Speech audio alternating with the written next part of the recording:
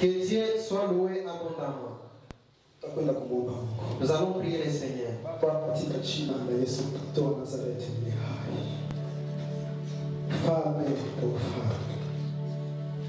Zaidi yako hakuna mwingine. Unasema na walio wako. Neno lako linasema waliokupokea walifanyika watoto wa Mungu. Sema nasi Bwana siku ya leo. Tuko mahali hapa Katika jina la Yesu. leo. Lekana mfungwa. Unamjua kila mmoja. Jina la Yesu Kristo. Unajua moyo wa kila mmoja. Katika jina la Yesu. Unajua nafsi ya kila mmoja. Katika jina la Yesu. Baba, ongea nasi jioni. Watumishi wako Bwana kama Tayari tumekusikia uko mahali hapa. jina la Yesu Kristo. Unakaa katikati ya walio wako. Unakaa katikati ya kusanyiko la walio wako. Kuwepo katikati ya mkutano huu jioni ya leo. Baba, unashabaha. Sema nasi Bwana. Unashabaha jioni ya leo Bwana. Kwa ajili ya kijana aliyoko katika hapa. Kwa ajili ya watumishi wako walioko mahali hapa Bwana. Uko na shabaha zidi ya maisha yetu Bwana. Ongea nasi. Ongea nasi Bwana. Katika jina la Yesu. Musa akasema ya kwamba hajui kuongea. Sema nasi. Bwana ukamwambia ni nani aliyeumba kinywa chako? Musa akajiweka kwamba Bwana hawezi lolote. Kwa sauti yako mfalme wa amani.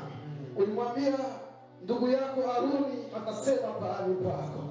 Atakaye kuja kipindi ambacho unatoka huko, atakaye kuwa kwanza kwenda kukubusu, atakaye kukumbatia, huyo ndiye atakuwa kinywa chako. Kipindi ambacho utakuwa unaongea na wana wa Israeli. Tuko mbele zako jioni. Sema nasi. Ongea mkutano nasi. Mimi siwezi lolote. Sema na roho zetu Bwana. Sina nguvu lolote. Mtumishi wako. Lakini tena kusimama jioni ya leo Bwana. Ile neema ya kubwa ambayo umekwenda ukilipia mahali. Ongea nasi. Kuomba ni kwangu na kutimiza ni kwako. Ni katika jina la Yesu Kristo wa Nazareti. Omba na kuamini. Amen. Amen. Amen. Bwana Yesu asifiwe sana.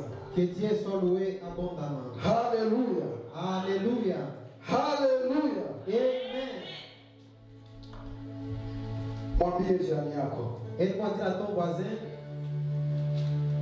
Sio mwaka wa kushangaana. Ce n'est pas une année de pouvoir s'étonner les uns les autres. Tusishangaane huyu mwaka. Ne soyons pas étonnés les uns les autres. Tukiwa mbele za Mungu, lorsque nous sommes devant le Seigneur, tukienda mbele za Mungu, lorsque nous venons devant Dieu, kwa maombi, dans la prière, kila mtu na mahitaji yake. Et chacun vient avec ses requêtes. Wewe wakikujibu hitaji lako, si on a répondu à ta requête, mimi wakikosa kunijibu hitaji langu, si on n'a pas encore répondu à mon requête, usinikokoti tuondoke. Ne faut pas m'amener pour qu'on puisse avancer. Wewe kama umekujibia, si toi on t'a exaucé, unaweza ukaondoka. Tu peux partir. Lakini mimi kama hajanijibia, mais moi aussi longtemps qu'on m'a pas encore exaucé, uniache nikae mbele za Bwana. Laisse-moi encore demeurer devant les seigneurs. Biblia inasema ya kwamba, la Bible nous dit, waliomkimbilia Bwana, tous ceux qui ont allé vers le Seigneur, Mungu akubali waaibike. Dieu ne les a jamais laissés dans la honte. Kama jinsi wewe haukuaibika, comme toi tu n'as pas été dans la honte, na mimi pia sitoaibika. Moi aussi je ne serai jamais dans la honte. Ule aliyekujibia, celui qui t'a exaucé, na mimi atanijibia. Il m'exaucera aussi. Inafuatana na muda tu. Ça dépend du temps. Akikujibia ibada ya leo, si t'exauce pendant sio kwamba ibada ya Jumapili ijayo hatajibia mwingine. Ça ne veut pas dire que les dimanches prochains va pas exaucer. Akikujibia ibada ya Jumapili ijayo, même si t'exauces la semaine prochaine, kuja mahali hapa mwezi wa 3 hatojibia. Ça ne veut pas dire que celui qui sera ici au mois de mars, neno la Mungu alishaniambia hivyo. La parole de Dieu me dit, neno la Mungu linaniambia kwamba Mungu ni wa viwango. La parole me dit que Dieu est le wa siku. Il est le vieillard. Hana mwanzo wala mwisho. Il est commencement, il fait Alpha na Omega. Il est Alpha na Omega. Anaweza kaanza kwako kama vile Alpha. Il peut commencer par kwako kama vile Omega. Yeye ni Mungu wa majira na il est un Dieu des saisons et des circonstances. Amen. Alléluia. Mungu atusaidie ibada ya leo. Que le Seigneur nous aide dans ce culte d'aujourd'hui. Kuna kazi ambayo mzee ataenda kuifanya kisha ibada. Il y a un travail que le pasteur fera après le service. Tunaweza kuchokoza vitu vingine hapa. On peut essayer de toucher certaines choses ici. Programu zingine haziwezi zikaendelea baadaye. Mais sinon notre programme ne peut pas avancer après. Kwa sababu uwepo wa Mungu kwa muda huu mwaka 2022. Parce que la présence de Dieu là où on est rendu ici en 2022, sio mpaka utoe jasho. Il ne faut pas, ça n'exige pas que tu ailles le suivre. Tulimtafuta Mungu kwa jasho. Non, on a déjà cherché le Seigneur avec notre sueur. Yeye kuonekana pour qu'il puisse se manifester. Maintenant, ça ne demande pas la sueur. Lorsque j'ai couru de là vers ici, beaucoup de gens étaient dans l'étonnement. Tout ce que je l'ai fait à cet endroit, je l'ai fait prophétiquement. Les gens seront en train de courir à cet endroit. Et les gens viendront chercher le Seigneur à cet endroit. Tu ne peux pas les voir aujourd'hui, mais demain tu les verras. Amen. Lisons notre parole. Nous sommes dans le livre de Josué.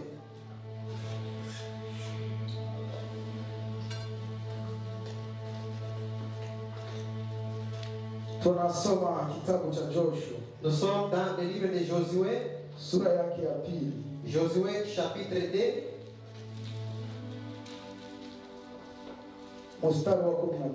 Et nous sommes au verset 11.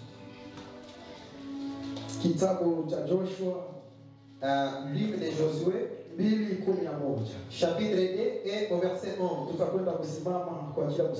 Nous allons nous tenir debout pendant que nous faisons la lecture de la parole de Dieu. Nous lisons au nom puissant de Jésus-Christ. Na mara tuliposikia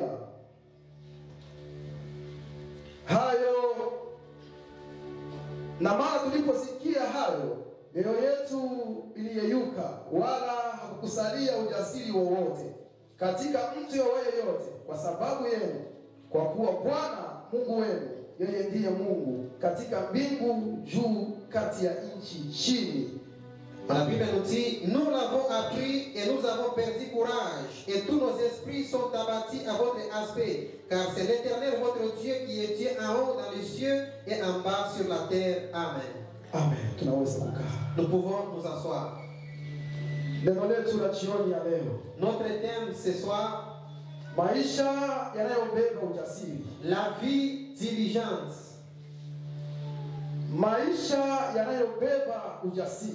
Une vie diligente. Il y a plusieurs sortes de diligence. Et chacun de nous mène une vie qui lui appartient. Et dans cette vie, il y a la diligence. Et tout dépend de à quel niveau tu es diligent. Et nous venons de dire à propos des enfants d'Israël.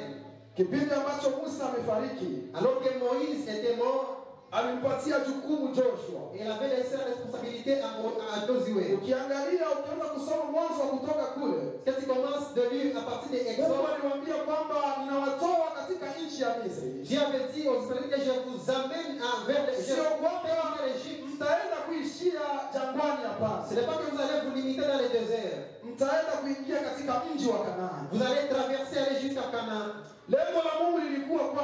L'objectif de Dieu était que toute la nation d'Israélites puisse aller entrer dans le pays de Canaan. Mais au cours de leur voyage, en cours de chemin, ils ont fait face à beaucoup de choses. Et la Bible nous dit que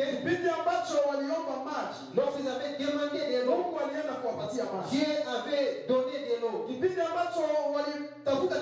Lorsqu'ils avaient cherché la nourriture, Dieu pourvoyait en les donnant la manne. Mais il ne s'est pas arrêté par là. Lorsque tu lis la Bible nous dit, les Amalek aussi étaient levés Les Amalécites s'étaient levés pour pouvoir empêcher les enfants d'Israël de pouvoir traverser de l'autre côté. Biblia inasema kwamba Et la Bible nous dit, kwa maombi ya Musa à cause de la prière de Moïse, Joshua alishinda vita. Josué était vainqueur. Japo Wameleki waliinuka, Malgré les Amalécites, comment est-ce qu'ils lakini combattu? Joshua alishinda vita Mais Josué avait vaincu ces combats kwa msaada wa Mungu. par l'aide de Dieu. Bwana Yesu asifiwe. Que Dieu soit loué abondamment.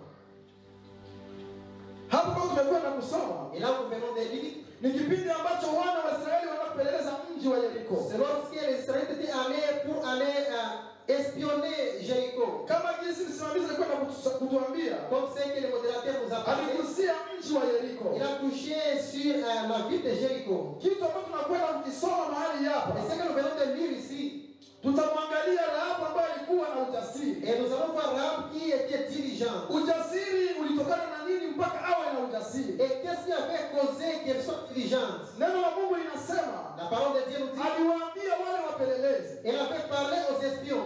tumesikia habari za Mungu wenu jinsi alivyowafanyia. Nous avons entendu à propos de votre Dieu combien de fois il a combattu votre famille. Habari za Mungu wa Israeli À propos de Dieu d'Israël aliyeipasua bahari ya Shamu, qui avait brisé la mer rouge. iliingia ndani ya Rahabu. Et cette information était pénétrée au-dedans de Rahab. Rahabu akawa na ujasiri. Et Rahab était devenue dirigeante. Ujasiri ulikuja namna gani? Mais comment, où était venue cette diligence? Ujasiri wa Rahabu unaonekana namna gani? Comment est-ce qu'on peut voir sa diligence? Ujasiri wa Rahabu unaonekana Sa diligence, on peut le voir kipindi ambacho mkuu wa ule mji wa Yeriko lorsque les chefs, le président de Jéricho alituma watu baada ya kusikia kwamba kuna wageni wameingia katika mji wa Rahabu, avait envoyé les gens en apprenant qu'il y avait des visiteurs qui avaient entré dans leur ville. lakini ujasiri wa Rahabu Mais la diligence de Rahab, kuyasikia yale maneno ya Mungu wa Israeli aliyoyatenda kule jangwani, après avoir écouté tout ce que Dieu avait fait dans le désert, alipata ujasiri wa kuwaficha wale wapelelezi, il était devenu dirigeant pour pouvoir cacher les espions. na ule ndio ulikuwa ujasiri ambao Rahabu alikwenda Et kuonesha, c'est ça la diligence qu'elle avait prouvée.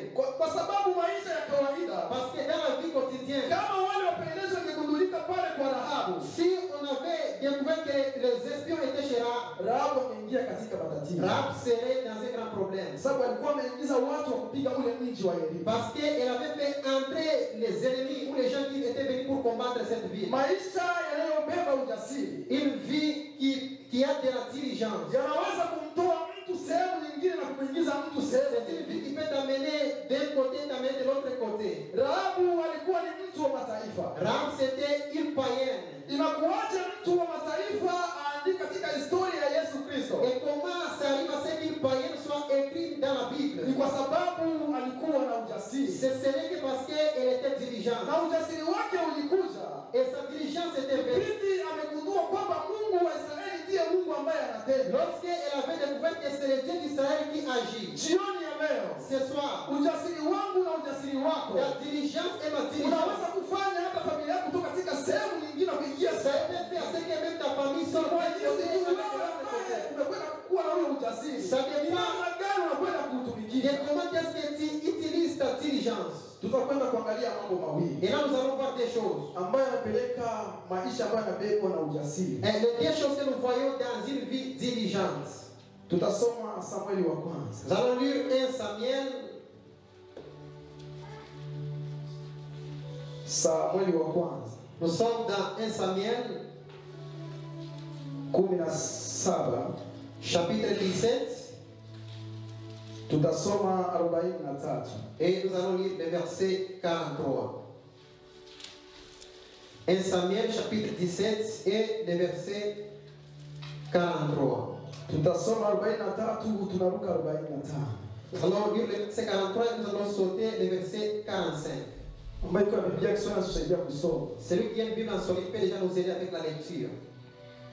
Samueli wa kwanza 17, 43, tunaruka 45. 1 Samuel chapitre 17, verset 43, et après on va sauter au verset 45. Wa Biblia wote wanaweza kutusaidia kusoma. Celui qui a la Bible peut nous aider à lire en Swahili. Je commence en français, quelqu'un va nous aider en Swahili. La Bible nous dit, les Philistins disent à David, suis-je un chien pour que tu viennes à moi avec des bâtons? Et après l'avoir maudit par ses dieux, il ajoute, après les avoir maudits par ses dieux, je saute au verset 45, David dit aux Philistins, tu marches contre moi avec l'épée, la lance et la javelot. Et moi, je marche contre toi au nom de l'Éternel des armées, du Dieu de l'armée d'Israël que tu as insulté. Amen. Amen. Kwa Kiswahili yupo Peut-nous aider en Swahili? Samueli wa kwanza 17 43. tunasoma katika jina la Yesu. Amen. Mfilisti akamwambia Daudi, je, mimi ni mbwa hata umenijia kwa fimbo? Mfilisti akamlaani Daudi kwa miungu yake. 45. Luka 45. Ndipo Daudi akamwambia yule Mfilisti, wewe unanijia mimi na upanga na mfumo na mkuki, bali mimi ninakujia wewe kwa jina la Bwana wa majeshi, Mungu wa majeshi ya Israeli uliowatukana. Amen. Amen. Maisha yanayobebwa na ujasiri. La vie qui est menée par la diligence. Pointi ya kwanza Le premier point, ni imani ambayo uko nayo. c'est la foi que tu as. Imani ambayo uko nayo La foi que tu as yanaweza yakapeleka maisha yako ya ujasiri mbele.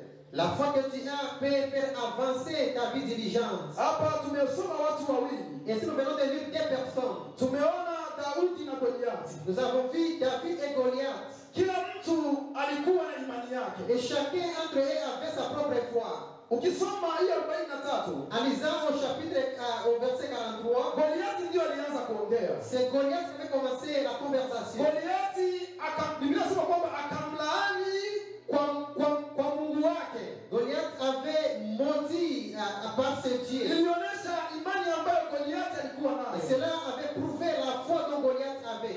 Japo haikuwa imani ya kweli, Même si ce n'était pas la vraie foi, lakini Goliati alikuwa na imani. mais Goliath croyait en quelque chose. Alikuwa anajua huyu Mungu wangu tunamwabudu huku Filisti. Il savait que le Dieu dont j'adore ici en Ni Philistine, Mungu wa ajabu. c'est un Dieu merveilleux. Ndio maana utaangalia alianza kumtangulia Daudi mbeleni katika vita ambayo alikuwa Voilà nayo. pourquoi même il avait précédé David dans la guerre qu'ils avaient. Biblia inasema ya kwamba sura 45 Et au verset 45, la Bible nous dit, Daudi naye akaongea. David lui aussi avait répondu. Daudi naye akaonyesha imani ambayo alikuwa nayo. David a aussi prouvé la foi dont il avait. Kwa hiyo ujasiri, Donc la diligence, maisha ya ujasiri pour la vie diligente, yanaendana na imani ambayo mtu yuko ça nayo. dépend de la foi que tu as. Imani ambayo uko nayo La foi que tu as, ndio itakutoa sehemu na c'est kupeleka ce qui sehemu te nyingine. fera quitter de l'endroit et t'amener de l'autre côté.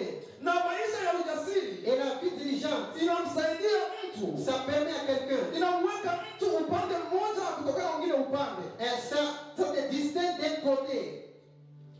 Kwa nini Goliati amlaani Daudi kwa juu ya huyu Mungu wake? Et pourquoi Goliath avait maudit David par ses dieux? Kwa nini Daudi naye asinyamazi kusikia laana ya Goliati? Et Kwa nini pourquoi asinyamazi? David n'était pas calme pour avoir entendu cette parole de malédiction? Imani. Parce que la foi, Mtu ambaye iko na imani une personne qui a la foi, ni mtu ambaye hawezi akakaa kimya. c'est une personne qui ne peut pas permettre à sa bouche. Ni mtu ambaye hawezi akaridhika. C'est une personne qui ne peut pas être satisfait. Kanisa watu wanaridhika na mambo madogo sana. Dans l'église, beaucoup de gens sont satisfaits avec dans des petites Mambo choses. makubwa yanakwenda kupita. Les grandes choses passent Watu wanaridhika na mambo madogo. et les gens sont satisfaits par les Kitu petites ambacho choses. hawezi ukakaa kimya.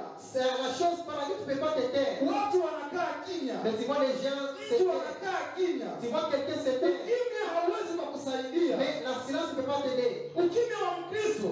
La silence d'une personne. Ukiangalia maisha ya Daudi. Tu regardes la vie de David. Daudi maisha yake ilikuwa ni porini. Toute la vie de David était dans la forêt. Lakini kwa sababu alikuwa na Mungu wa kweli. Parce qu'il avait le vrai Dieu. Kule porini huenda alikuwa anaongea na Mungu wake mara kwa mara. Peut-être qu'il parlait avec Dieu dans la forêt à plusieurs reprises. Na ndio maana pale mbele ya Goliati, Voilà pourquoi devant Goliath, Daudi alitamka. David avait parlé. Akaonyesha ujasiri. Et il avait montré la diligence qu'il avait. Ujasiri tulio nao wapendwa. La diligence que nous avons bien Ni aimée. ujasiri wa nini katika maisha yetu? C'est quelle diligence dans nos vies. Biblia inasema ya Et kwamba la Bible va nous dire, wamtegemeao Bwana tous ceux qui espèrent en l'éternel, ni kama mlima Sayuni, c'est comme le mont de Sinaï, hautotikisika. qui ne sera pas bousculer. hauwezi ukatikisika. Ça ne peut pas être basculé. Yesu akasema, Et Jésus-Christ est disant, palikuwa na watu wawili waliojenga nyumba. il y avait des personnes qui avaient construit leur maison. Mtu wa kwanza alijenga nyumba juu ya mchanga, Et la première avait bâti sous le sable. na mtu wa pili alijenga nyumba juu ya mwamba. Et la seconde personne avait bâti sur les rocs. Upepo ulipovuma, Et lorsque le vent était venu, ule aliyejenga nyumba juu ya mchanga, celui qui avait bâti sous le sable, nyumba yake ilikuwa na anguko kubwa sa sana. maison avait une grande destruction. Lakini ule aliyejenga nyumba juu ya mwamba, Mais celui qui avait bâti sa maison sur les rocs, japo upepo ulivuma, malgré la tempête qui était venue, japo shida ilikwenda kuinuka, malgré les difficultés qui étaient arrivées, kwa sababu amejenga juu ya mwamba, parce qu'il avait bâti sur les rocs, nyumba yake ilikwenda kusimama. sa maison avait subsisté. Nyumba yake haikuweza kuanguka. Sa maison n'était pas emportée par les rocs. Mwamba ni Yesu Kristo Et les rocs, c'est Jésus-Christ. aliyeikausha bahari ya Shamu, Lui qui avait épuisé, aliyejenga kwake celui qui a bâti, hawezi akayumba, il ne peut pas être basculé. hawezi akahangaika. Il ne peut pas Ni mtu ambaye anakuwa na ujasiri, C'est quelqu'un qui a la ni yule diligence. ambaye amejenga juu ya mwamba. C'est celui qui a bâti sur les rocs. Waliojenga juu ya mwamba Je t'encourage de bâtir sur les rocs. hawawezi kuaibika, Tous ceux qui bâtissent sur les rocs ne peuvent pas être dans la honte. hawawezi kuaibika, Il ne peut pas être dans la honte. hawawezi kuaibika. Il ne peut jamais être dans la honte. Rahabu asingeliweza kuaibika, Rahab ne peut pas tomber dans la honte. maana aliwapokea watu ambao walikuwa na Mungu wa kweli. Parce qu'elle avait reçu les gens qui avaient le vrai Dieu. Daudi akamwambia Goliathi, David disant ceci à Goliath. japo unanijia kwa mpanga na Même si tu es venu vers moi avec l'épée, mimi ninakujia kwa jina la Mungu wa mais moi je Israeli. te combats au nom de Jésus-Christ et au nom de Dieu d'Israël. Kichwa chako leo Ta tête aujourd'hui nitakipatia ngeni watakiwa. sera une nourriture des oiseaux. Jioni ya leo Ce soir, hatuna uoga wowote mwaka 2022. nous n'avons pas la peine de cette année 2022. Biblia inasema ya kwamba La Bible nous dit ceci. japo maadui watakuja wengi, Même si les ennemis viendront plusieurs, japo watesi wetu watakuwa wengi, même ceux qui nous combattent seront en un grand nombre, wao watainama, et ils vont se prosterner, sisi tutainuka, et nous allons nous lever, na watatukimbiza hawatatukuta. et ils vont nous faire face, mais nous vamos nous Kitabu atteindre. cha Isaya sura ya 40 mstari wa 61 inasema, Dans le livre d'Ésaïe, la Bible nous dit, 40:31, Isaïe chapitre 41, wamngojeao Bwana, tous ceux qui attendent vers l'éternel, wamngojeao Bwana, tous ceux qui attendent en l'éternel, wamngojeao Bwana tous ceux qui attendent l'éternel, watapata nguvu mpya. ils auront une nouvelle force. Nguvu mpya zinatoka wapi? Et où vient cette force renouvelée? Nguvu mpya zinatoka kwa Bwana, Cette force vient de yule l'éternel. aliyejenga nyumba yake juu ya Et msingi celui qui a aliye bâti sa Yesu Kristo. maison sous les Ni rocs, lazima atakuwa na nguvu il mpya. aura une nouvelle force. Biblia ingeishia nguvu Et mpya, la Bible ne se limite pas seulement par là. na mimi ningeweza kunyamaza, Et je devrais aussi me taire. lakini siwezi nikanyamaza jioni ya Mais je ne leo. peux pas me taire ce Biblia soir. inasema kwamba amngojeaye Bwana Parce que ceux qui attendent à la fin de atapokea l'éternel, nguvu mpya. ils auront une nouvelle force. Tutaruka kama vile tai, Et ils vont sauter comme des œufs. watatukimbiza na hawatatukuta. On va nous faire face Mwaka en 2022 2022. watatukimbiza, lakini Ils vont hawatatukuta, nous poursuivre, ils ne vont kwa jamais sababu nous trouver. tumepokea nguvu mpya. Parce que nous avons reçu une nouvelle force. Kutoka kwa Bwana, Une force qui vient de Mungu wa l'éternel. Israeli, Le Dieu d'Israël, aliyeumba mbingu na qui a dunia, créé les cieux et la ambaye terre, kile ambacho hakiwezekani kwa wanadamu, à qui tout kile ce qui ambacho est hakiwezekani possible, kwa guvernema ya ce qui Kanada, est possible au lakini niveau kwa Mungu wa mais Israeli à Dieu d'Israël, kinaweza kuwezekana. cela est possible. Huyo ndio ujasiri ambao tuko nao jioni. Et c'est ça la diligence que nous avons ce soir. Biblia inasema, La Bible nous dit, Wakorintho wa pili sura ya 5 mstari wa 7, 2 Corinthiens chapitre 5 verset 7, imani tuliyo nayo la foi que nous avons, hatuenendi kwa kuona. cette foi-là nous permet de marcher non pas par la vie. Imani tuliyo nayo La foi que nous avons haituruhusu kuona vitu, ne nous permet pas tout d'abord de voir les choses, lakini tunategemea vile ambavyo mais nous croyons dans ce que hatuoni.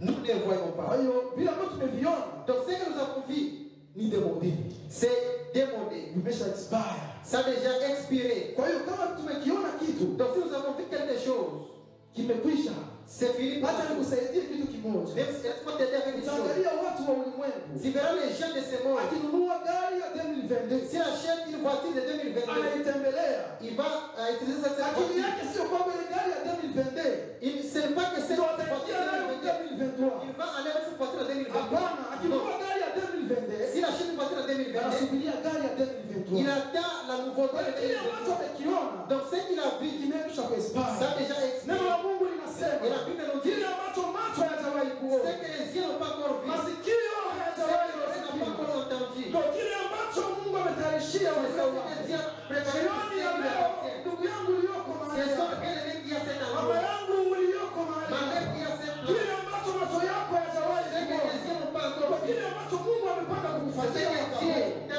Kile ambacho masikio yako hayajasikia, ce que tes ndio oreilles kile n'ont pas ambacho entendu, Mungu ameamua c'est kufanyia ce que mwaka Dieu a décidé de faire ça en 2022. ndio ujasiri ambao tuko Et nao. c'est ça la diligence que nous avons. Ujasiri wetu hauna mpaka. Notre diligence n'a pas de barrière. Shetani akamwambia Yesu, Le diable disant à Jésus-Christ, geuza mawe haya kuwa mkate. a fait changer ses pierres en pain. Biblia inasema Et la Bible va nous dire, Yesu akamwambia Shetani, Jésus lui disant ceci, mtu aishi kwa mkate. l'homme ne vit pas seulement par la Mtu nourriture. aishi kwa mkate. L'homme ne vit pas seulement par du Mtu pain. anaishi kwa neno tokalo ndani ya Mais Mungu. l'homme vit par toute parole qui vient dans la Ukisoma bouche de Dieu. kitabu cha Mwanzo En lisant dans le livre de Genèse, ili mstari wake wa 7, 2, verset 7, Biblia inasema kwamba la Bible va nous Mungu dire, akamfanya mwanadamu Dieu créa l'homme na mavumbi ya ardhi, à partir de la poussière de la terre. akampulizia pumzi ya uhai ardhi. Et il souffla dans ses narines et l'homme devient Mwanadamu un vivant. akawa hai. Et l'homme devient une âme Yesu vivante. anasema mtu aishi kwa mkate, Jésus dit qu'on ne vit pas seulement par la parole bali du kwa Père, neno la Mungu. mais par la parole de Dieu. Mwanzoni kule Mungu anamtengeneza mwanadamu. Et nous voyons au commencement Dieu a créé l'homme. Biblia inasema kwamba Mungu akamtengeneza mtu, La Bible nous dit que Dieu créa l'homme. mtu aishi kwa mkate, Mais l'homme ne vit pas par du pain, bali kwa neno ambalo Mungu amekwenda mais il vit kumwambia. par toute parole que Dieu Nasi dit. jioni ya leo mahali Et nous hapa aussi cette soir, cette hatuwezi tukaishi kwa mkate. nous n'allons pas vivre par la paix. Mkate unaonekana na unaliwa. On peut voir du pain, on peut les manger, ça va. Hatuwezi kuishi kwa mkate. On ne peut pas seulement vivre par du pain. Wanadamu abundante hatuwezi kuishi kwa mkate. La grâce de Dieu ne peut pas seulement vivre par du pain. Tunaishi kwa kile ambacho Mungu amependa Mais kutuambia. nous vivons par ce que Dieu nous a parlé. Maana ukuu wa Mungu Parce que la grandeur de Dieu hauna mipaka. n'a pas de limite. Ukuu wa La Mungu, grandeur de Dieu, uwepo wa Mungu la présence de Dieu, unapenya kila sehemu. ça peut venir Biblia inasema ya kwamba La Bible nous dit wana wa Israeli jangwani, les enfants d'Israël ili se waweze faisaient kupata mana, pour qu'ils puissent ili avoir waweze la main, kupata nyama, sio kama pour qu'ils tunakula puissent pale avoir jangwani. les écailles qu'ils avaient mangés. Ilitumiwa upepo.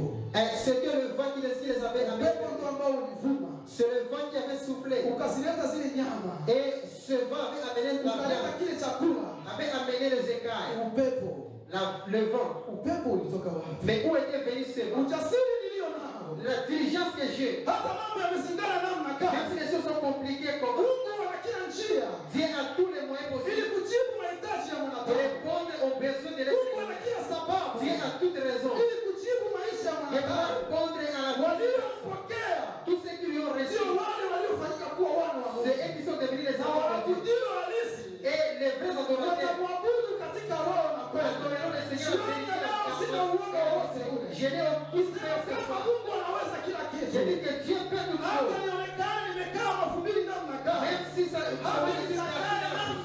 même si j'ai peur, kipindi cha muda tu ni swala c'est kusubiria. une question du temps. Mimi namsubiria Bwana Mais moi, mahali j'attends le Seigneur. oh, aonekane kwenye viwango Je vingine le jioni ya manifeste leo. dans de nouvelles dimensions. Aonekane ndani ya moyo Il wako se jioni ya manifeste dans ton leo. cœur ce soir. Mungu yule aliyewalisha wana wa Israeli jangwani, Et Dieu qui avait fait nourrir les hommes d'Israël dans Mungu le yule désert. aliyepasua bahari ya Et Dieu Shamu, qui avait divisé la mer. akutembelee jioni ya leo Qu'il puisse mahali les hapa. visiter ce soir. Uwepo wake uende kuonekana Que sa présence ndani ya soit maisha yako. dans ta vie. Ule uwepo wake Que ukoonekana. sa présence puisse Utatue kila shida katika maisha Que sa yako. présence se Hata résout mambo yanazingana namna Même gani, si il y a des hata difficultés. shida zinakuja namna Même gani, s'il y a des problèmes. wewe mtegemee Mungu kwa Mets ton ujasiri. espérance en Dieu Mtegemee avec Mungu diligence. kwa ujasiri. Mets ton espérance en Dieu avec diligence. Zaburi ya 35 inasema, Psaume chapitre 35, la Bible nous dit, Bwana utete nao Seigneur, parle à eux, wanaoteta nao, ceux qui me combattent. upigane nao Combat wanaopigana nao. à tous ceux qui me combattent. Mwaka wa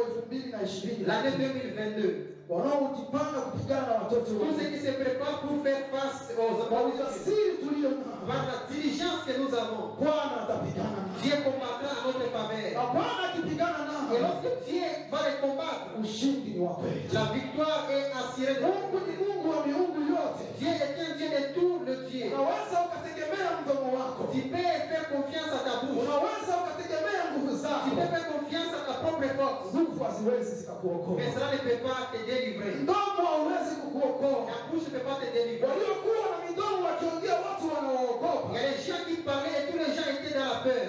hawapo tena. Mais ces gens ne sont pas là aujourd'hui. Majina yao yalifutika. Leurs noms sont déjà effacés. Wanazidia tena mtu ambaye yuko hai. Walikuwa ni Ils sont wasomi. moins importants même que tous ceux qui sont vivants aujourd'hui. Wakina Mobutu walikuwa wakiongea nchi zinatetemeka. Lorsque les gens comme Mobutu parlaient, toute la terre pouvait trembler. Wa Saddam Hussein walikuwa wakisema watu Lorsque Saddam Hussein parlait, les gens pouvaient être tremblés. lakini hawapo tena. Mais toutes ces personnes ne sont pas là aujourd'hui. Lakini Mungu wa Ibrahimu, Mais Dieu d'Abraham, yeye ambaye ni yule jana, lui qui est le même hier, leo aujourd'hui na hata milele, et éternellement, anaendelea kuchanja mbuga, il continue à agir. anaendelea kuonekania walio hai. Il continue à se manifester à son peuple. Tutaangalia pointi ya pili, Notre deuxième point. Mwanzo ile sura yake ya pili mstari wa 7. Sommes dans Genèse chapitre 2 et au verset 7. Utakuwa na ujasiri Tu auras la diligence ni pale ambako unajua chimbuko lako, lorsque tu connais ta source, uasilia wako, lorsque tu connais ta nature ou ta source, uasilia wako. ta source ou ta fondation. Walio wengi hatujui uasilia wetu. Beaucoup de gens ne connaissent pas notre source. Ukijua uasilia wako, Lorsque tu connais ta source ou ta nature, hauwezi ukayumba, tu ne peux pas être bougé hauwezi kukosa ujasiri. et tu ne peux pas manquer la diligence. Ujasiri nilio nao La diligence que j'ai jioni ya leo, ce soir, ujasiri ulio nao la diligence que tu as, ni huu. c'est ça. Sio kwamba ulitoka kuzimu, Ce n'est pas que tu es venu dans le séjour de la mort. sio kwamba ulitoka kwa shetani, Ce n'est pas que tu es venu vers le diable, umetoka kwa Mungu. mais tu es venu chez Dieu. Vyote ulivyo navyo, Et tout ce que tu as, jinsi Mungu alikuumba, la façon dont Dieu t'a créé, ndio jinsi ilimpendeza Mungu uwe hivyo. c'est comme ça que Dieu a voulu que tu sois. Na jinsi ulivyo Et comme tu es, unatosha kabisa. tu es suffisant. Usimuige mtu mwingine, Il ne faut pas imiter quelqu'un d'autre. usimuige mtu Il ne mwingine. faut pas imiter qui que ce soit. Jikubali kwanza wewe mwenyewe, Accepte-toi d'abord tel que tu es. jinsi ulivyo. Tel que tu es. Ilimpendeza Mungu uwe C'est hivyo, comme ça que Dieu a voulu que tu sois ainsi. jinsi ulivyo La façon dont tu es. ndio jinsi Mungu alipenda uwe. C'est comme ça que Dieu a Kwa hiyo décidé. upande ushuke, Alors que tu peux monter ou descendre, hauwezi ukajigeuza. tu ne peux pas te transformer. Unaweza ukajipaka chokaa, Tu peux se te maquiller. ukikonga itatoka, Mais une fois que tu te utabakia vile vile. et tu seras tel que tu Unaweza es. ukajipaka wanja, Tu peux te... ukienda kuoga wanja utatoka, utabakia vile.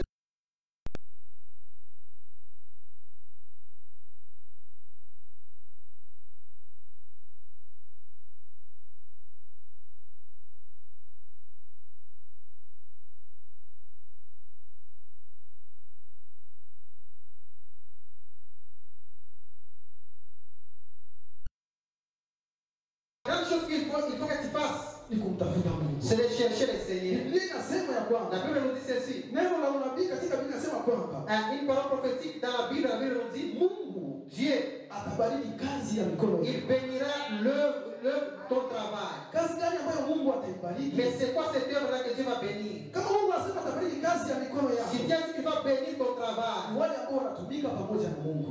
donc ce sont ceux qui travaillent avec le Kwa Seigneur. kile ambacho unakifanya kwa ajili ya Mungu, Tout ce que tu fais pour le Seigneur, ndio Mungu anakusogeza.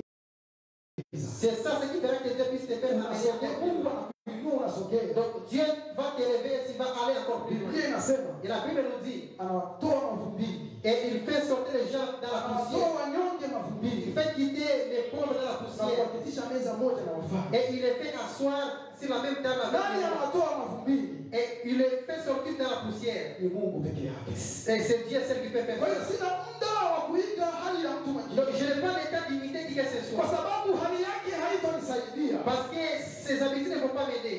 kwa sababu hali yake haiwezi kunitoa sehemu na kuniweka sehemu nyingine. Parce qu'il ne peut pas m'amener d'un côté, m'amener de l'autre côté. Mahali pa kunisaidia, Mais la seule endroit où je peux avoir de l'aide. mwanadamu anaweza kusaidia leo, Parce que l'être humain peut t'aider aujourd'hui. mwanadamu anaweza kusaidia kesho, L'homme peut t'aider demain. anaweza kusaidia hata siku ya Il tatu, peut t'aider même le anaweza kusaidia hata siku ya nne, Il peut t'aider même anaweza les kusaidia hata siku ya tano, lakini kwa sababu ni mwanadamu Mais parce que c'est un être humain, atachoka, il sera fatigué. atachoka. Il se fatiguera. Mungu akamwambia Yeremia, Dieu disait à Jérémie, kwa sababu wana wa Israeli wamenikataa, parce que les enfants d'Israël m'ont rejeté, kufuata njia za waaguzi, en suivant le chemin, kile ambacho manabii wa uongo wameinuka katika mji wa Yerusalemu. ce que les mauvais prophètes sont des prophètes. Mungu akamwambia Yeremia, Dieu disait à Jérémie, nenda uambie wana wa va dire Israeli aux enfants d'Israël ya kwamba mfalme Nebukadneza que le roi Nebuchadnezzar, ataingia hapo Yerusalemu il va entrer ici à na Jérusalem atawachukua wote mateka, et il va vous prendre en si captivité. wale ambao wanatabiri, Pas ceux qui prophétisent, sio wale ambao wanajua kwamba mimi Mungu nimeongea. pas ceux qui s'aimaient comme si Dieu a parlé. Wote watatekwa wataenda utumwani, Mais il va tous les prendre les amener en captivité. baadaye Mais après, nitaujenga tena mji wa je Yerusalemu. rebâtirai encore mon Nitaleta manabii ambao watatabiri kwa kinywa changu. J'amènerai les prophètes qui vont prophétiser. Nitaleta makuhani ambao watalitangaza jina langu. J'amènerai les prêtres qui vont faire annoncer mon nom. Watazifuata hatua zote Et ils suivront tous mes meza étapes. kadri ya mapenzi yangu. Et ils feront selon ma Na volonté. jioni ya leo niko mahali Ce hapa. soir, je suis à cet Nimekuja endroit. kukutia moyo upendo Je uliopo suis mahali venu hapa. t'encourager, bien aimé. Mungu ameahidi mwaka huu Dieu nous a promis cette année ataweza tena kutujenga. qu'il va encore nous battre. Pale palipobomoka, Là où c'était écroulé, Mungu atapajenga Dieu tena. va encore se Kile battre. kilichochukuliwa katika maisha Tout ce yako, qu'on a pris dans ta vie, Mungu atakirudisha mara Dieu mbili. va te le redonner encore. Biblia inasema ya kwamba Et la Bible me dit, Ayubu mali zake zote zilienda un kuchukuliwa, Job avait tout perdu. lakini kipindi ambacho Mungu alikwenda Et kurudisha, lorsque Dieu avait Mungu donné, alirudisha double Dieu double. avait donné un Kwa double. sababu ni Mungu wa Parce mipango. que c'était Dieu. Mungu ana mpango na wewe. Dieu a un Na programme. ndio maana hawezi akakuacha. Chukua ujasiri jioni ya Mais leo. faut que ça vous dise Ujione ce kwamba soir. chimbuko lako limetokana na Et Mungu. sache où Huyo est ta Mungu source. aliyeumba mbingu na dunia. Et le Dieu qui a Ndiye fait les ambaye cieux. alipulizia pumzi ya C'est lui qui uhai. avait soufflé sa Mpaka la souffle Mungu en kama toi. ambaye niko Et hai. Dieu est venu. Kwa hiyo kuzimu hata wajipange namna gani. Même si les Kwa gens se sababu lèvent nimetoka kwa Mungu aliyeumba mbingu parce na que Dieu est dunia. venu vers Dieu. Kuzimu haiwezi Les ikanishinda. esprits du monde ne peuvent pas me faire. Wachawi hawawezi Les wakanishinda. sorciers ne peuvent pas me faire. Mapepo hawezi yakanishinda. Kwa sababu nimetoka kwa Mungu. Na kuna kile ambacho Mungu ana plani zidi ya maisha Et il y a ce que yako. Dieu a planifié pour ma vie. Shetani hawezi akaziwia. Le Satan ne peut pas l'interrompre. Hawezi akaziwia. Il ne peut pas m'interrompre. Hawezi akaziwia. Il ne peut pas m'arrêter. Hawezi akaziwia. Il ne peut pas m'arrêter. Hawezi akaziwia. Il ne peut pas m'arrêter. Shetani hawezi Le akaziwia. diable ne peut pas m'interrompre. Hata niongee na milima ya Kanada. Laisse-moi parler aux montagnes du Pale Canada. ambako madhabahu za kichawi zimekwenda kusimamishwa. Là où les hôtels sataniques sont. Pale ambako waganga wamekwenda kusimamisha. Là où les docteurs de ces Pale ambako ardhi zimekwenda kulaaniwa, ardhi zimekwenda là où kuuzwa la madhabahu terre est zingine. maudite et il a fait monter Jioni ya leo milima ya Kanada isikie sauti ya Bwana. et j'aimerais qu'aujourd'hui ces montagnes puissent Jioni ya écouter la leo voix de madhabahu l'Éternel. za wachawi zisikie jioni ya Et leo. aujourd'hui les hôtels Nguvu za sataniques kuzimu zisikie jioni ya et la leo. force diabolique Ujasiri tulio nao ni katika Bwana. et notre diligence est dans le Seigneur. Tunashinda mambo yote. Et nous faisons Kupitia tout yeye atutiaye par nguvu. lui nous fortifie. Kwa sababu Bwana ameamua kututia nguvu mwaka Il a huu. décidé de pouvoir nous rendre forts. Tutashinda kila kitu. Vita vitoke kaskazini tutashinda. Même si la guerre Vita vient vitoke magharibi tutashinda. Même si la guerre Vita vient de vitoke l'ouest, kusini tutashinda.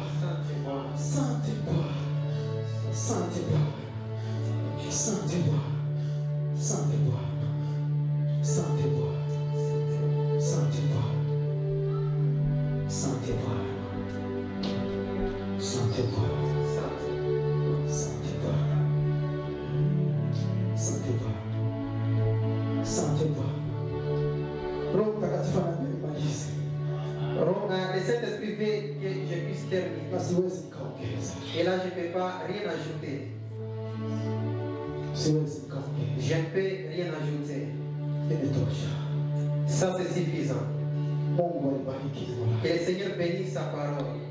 Au nom puissant de Jésus.